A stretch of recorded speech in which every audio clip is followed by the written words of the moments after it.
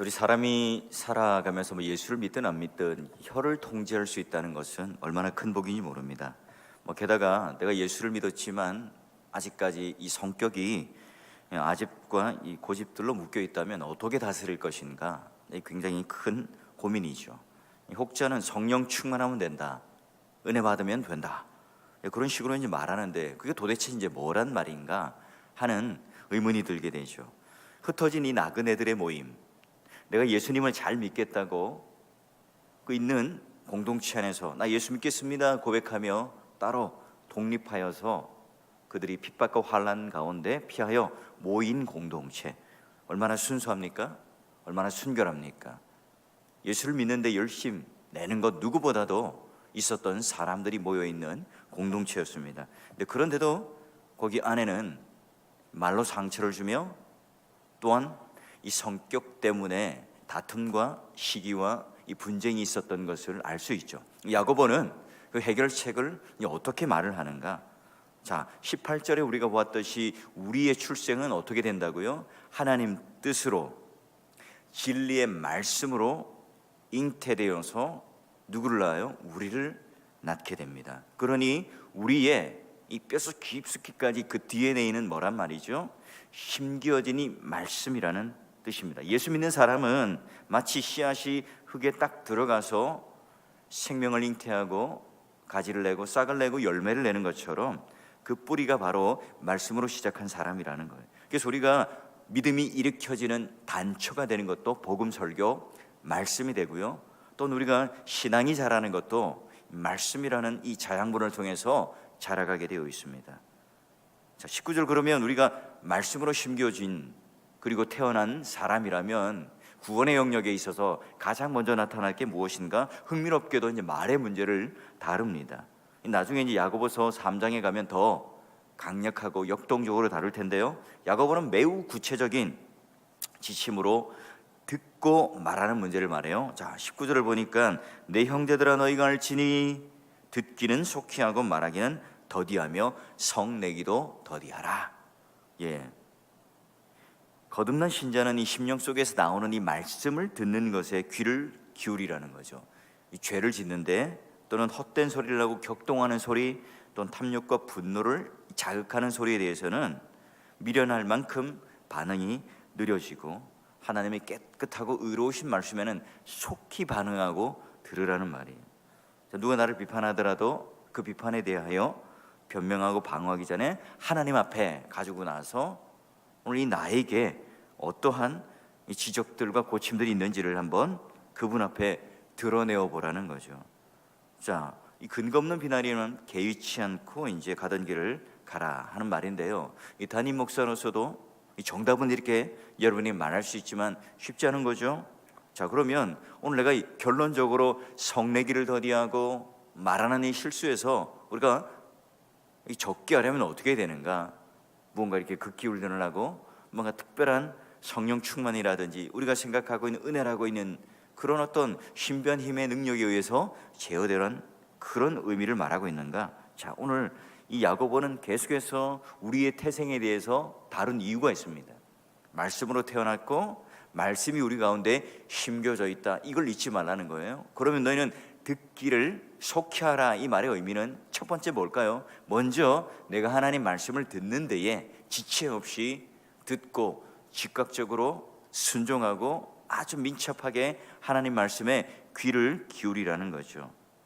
우리가 그런 하나님 말씀을 먼저 듣는 그 훈련, 듣는 존재가 되지 않는다면 당연히 우리는 내가 가지고 있는 생각들과 고집들을 먼저 내어놓는 데에 아주 이렇게 쉽게 실수를 저지를 수 있다는 말이에요. 그리고 또 하나 의미가 뭐죠? 하나님 말씀 듣는데도 속히 듣고 더불어 하나님 앞에서 나의 형제들, 나의 이웃들이 말하는 것에 대해서도 속히 들을 수 있는 그 민감함을 가지라는 거죠.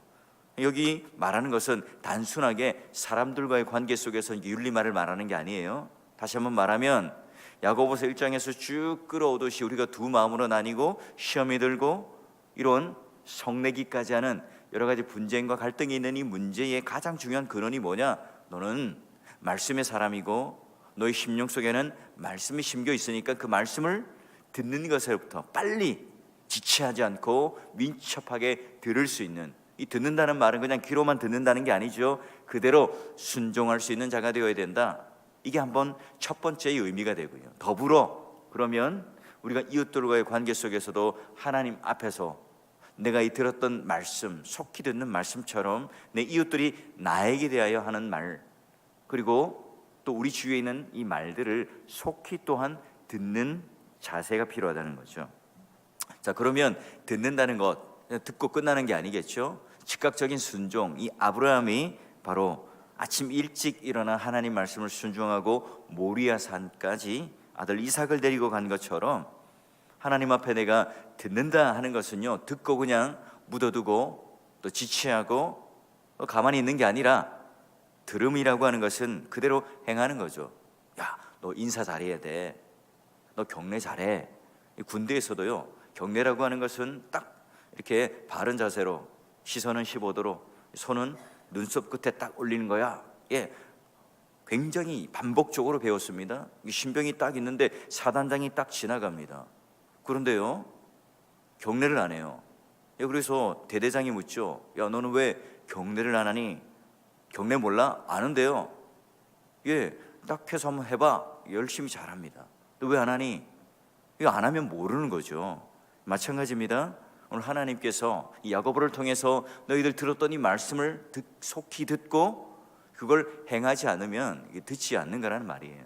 자, 그러기에 여러분, 이 듣는 것에서는 우리가 아주 민첩하게, 지체 없이 속히 하라는 거고요. 말하는 것에는 더디하라, 둔하게 하라는 거죠. 자, 여러분, 성경은 당사자에게 먼저 조심스럽게 하나님 앞에서 그 사람들에게, 이웃들에게 말하는 것도 약삭 빠르게, 또는 내가 아주 그 생각 없이 말하지 말고 어리석은 자처럼 둔하게 말하라는 거죠. 많이 듣지만 분별력 없는 사람을 잠언에서는 단순한 사람이라고 그러고요, 기가 얇은 사람, 아무거나 흔들리는 이 사람은 이 어린 사람이라고 말을 해요. 어떤 사람들 간에도 마찬가지죠. 이 보통 사람들은요, 이 듣는 일에는 군뱅이보다 느립니다. 잘 듣지 않아요. 나에게 좋은 소리만 들으려고 하죠. 그러나 말하는 데는 또 총알같이 빠릅니다.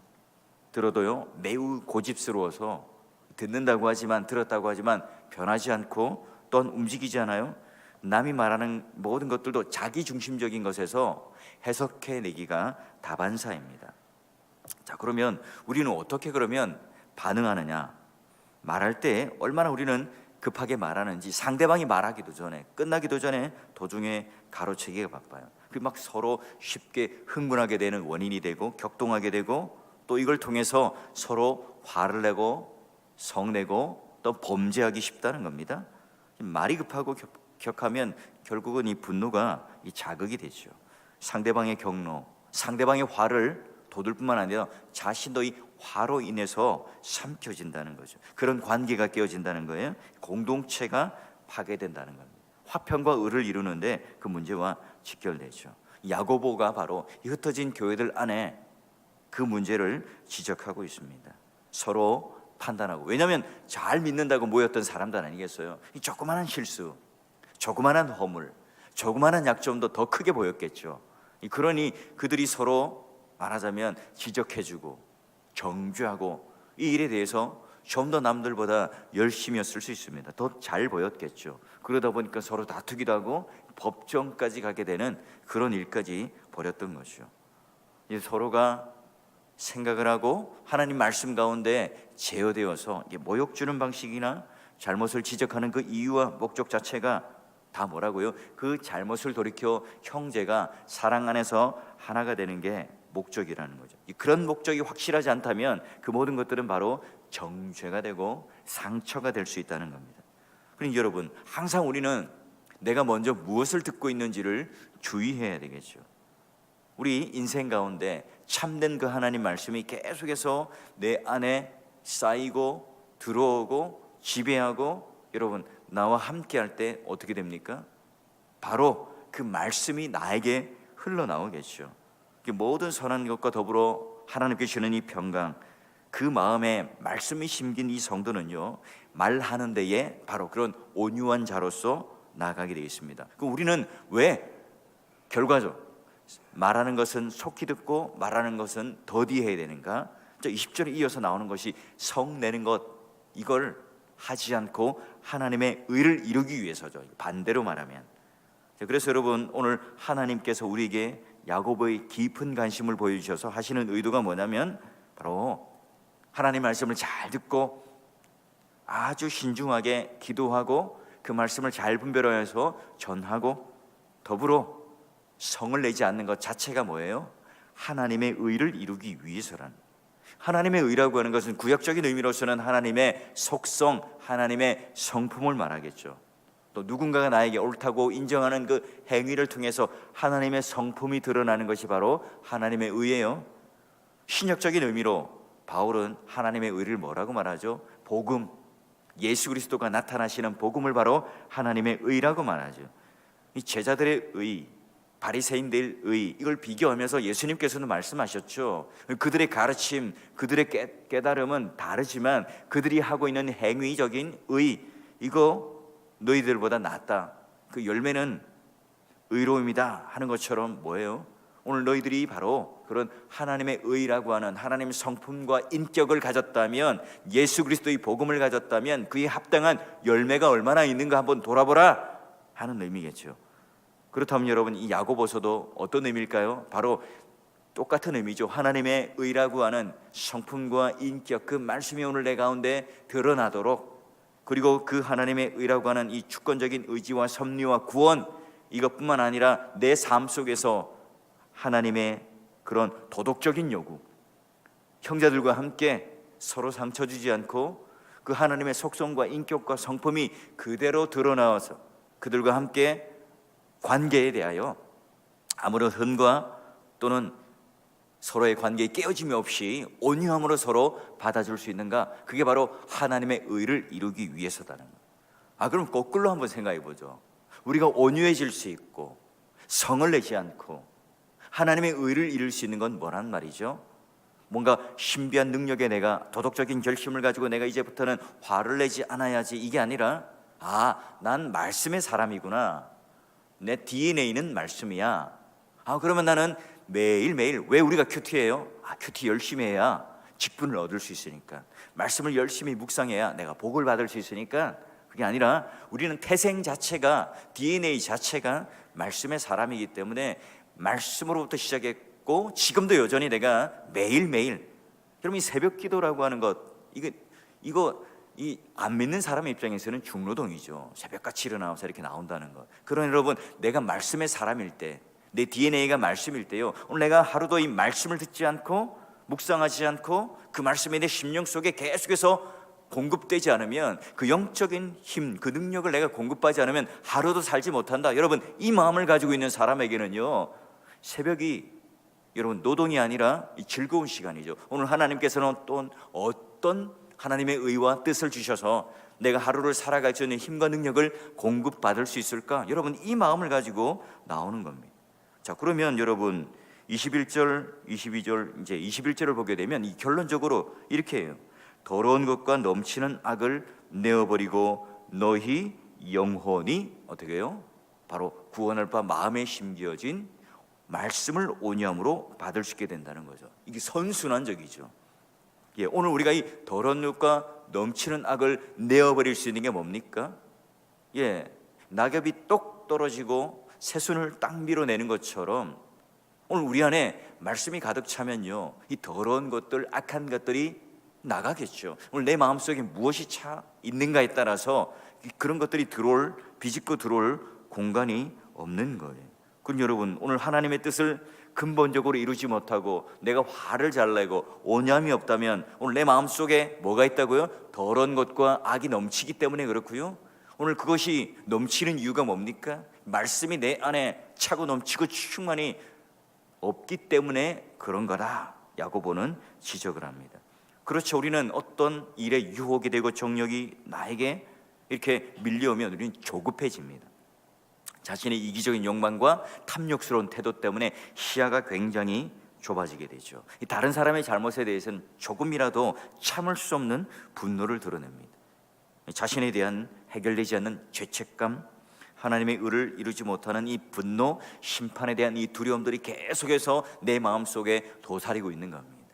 거기서 해방할 수 있는 것, 의와 화평의 선물을 받을 수 있는 건 뭐라고요? 생명의 말씀이 오늘 나에게 살아 움직여서 듣는다는 것은 그냥 그저 듣는, 이해한다는 뜻이 아니라 그 말씀대로 내가 살아가는 그 능력을 보일 때죠. 그럴 때 뭐예요? 우리는 모든 더러운 것과 악한 것들을 벗어버린, 밀어내어버린 그 의미예요.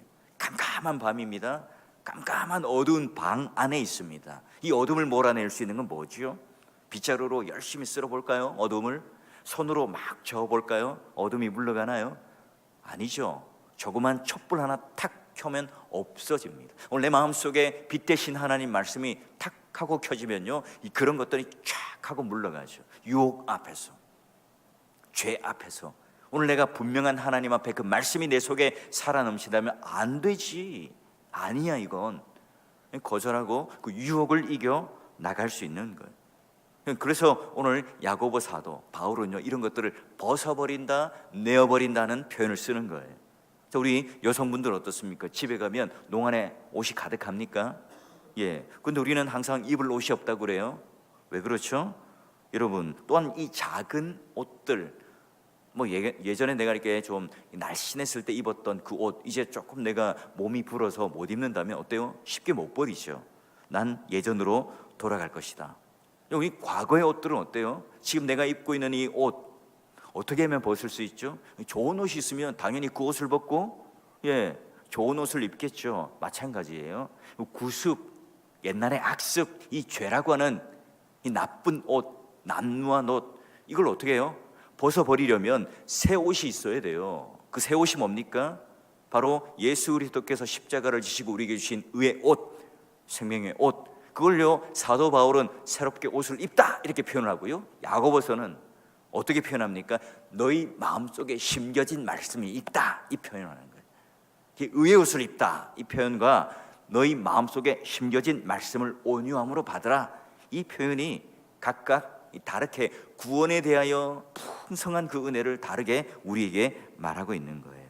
예수 그리스도의 의와 영광의 옷을 입은 우리들은 계속해서 심겨진 말씀을 온유함으로 받을 때 살아갈 수 있는 존재라는 거죠. 자, 믿음의 동역자 여러분, 오늘 우리가 바로 하나님 앞에 어떤 태도로 하나님 말씀을 받아들이며 내 삶 속에서는 어떤 태도로 우리의 말을 통제하며 성내기를 더디하며 내 마음에 악독한 것과 죄악된 것을 버리고 나아가고 있습니까?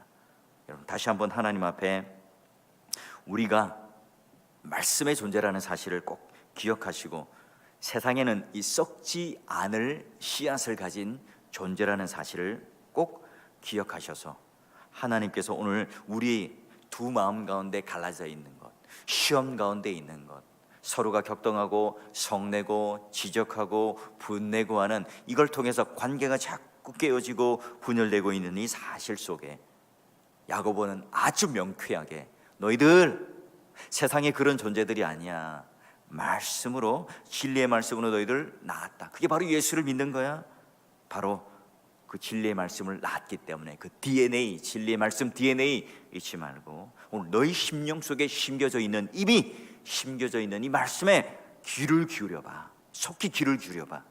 그리고 이웃들이 하는 말에 대해서도 천천히 들어보고 너희들은 천천히 더디 생각하고 묵상하고 하나님 앞에서 그게 옳은지 아닌지 나에게 정말 합당한 말씀으로 되는 지적과 충고와 권면인지를 잘 살펴보고 서로가 나뉘어진 이 두 마음이 하나가 되고 하나님께서 기뻐하시는 교회 공동체로 설 수 있도록 하라 말씀하는 거죠. 이는 예수 믿는 사람이라고 하는 것은 이 성경이라고 하는 것을 우상으로 제가 여러분에게 말하는 것이 아니라 바로 말씀의 존재고 말씀의 사람이 되어서 오늘 하나님 말씀만이 영영이 설 것이기 때문에 그 말씀이 이끄는 대로 순복하며 살아갈 때 그 길 끝에는요, 다름 아닌 영원한 생명으로 충만한 그분과 함께 서 있는 우리 자신을 만나게 될 겁니다. 여러분, 그걸 기대하시고 매일매일 오늘 하나님 말씀 앞에 내가 겸손하게 옷깃을 여미고 내가 이 말씀을 계속해서 듣고 이 말씀대로 그래서 살려고 할 때에 나도 모르게 하나님의 의, 그 성품인 의로, 온유함으로 내가 변화될 수 있다는 사실을 꼭 기억하셔서 하나님 앞에 성내는 것, 격동하는 것, 분내는 것, 말하는 것 자체가 통제가 되지 않는 그 인생 속에 아직도 내가 흔들려 한다면, 여러분 다시 한번 내가 어떤 존재인가를 돌아보시고, 오늘 말씀이 나를 지배하고 있는가, 나는 이 말씀에 대한 사모함과 갈망함과 배고픔이 있는가를 바라보시고, 그러면 나는 과연 하나님과 어떤 관계 속에 지금 내가 있는가를 잘 살펴보셔서 영원한 이 생명으로 충만한 가운데 말씀의 사람이 되시고 힘겨진 말씀의 능력에 한 걸음 한 걸음 여러분 동행하셔서, 저 권사님, 저 집사님 만나면 그냥 톡 건드려도 하나님 말씀과 그 의, 그 능력, 그 하나님의 그 놀라운 성품이 오늘 나에게도 던져지는 열매를 함께 배부르게 먹을 수 있는 아름다운 공동체, 여러분도 올 한 해에는 온유함으로 놀라운 그 하나님의 성품이 모든 사람들 앞에 잘 드러내어서 서로에게 위로가 되고 격려가 되고 세워주는 그 아름다운 한 날 되시기를 주의 이름으로 축원합니다.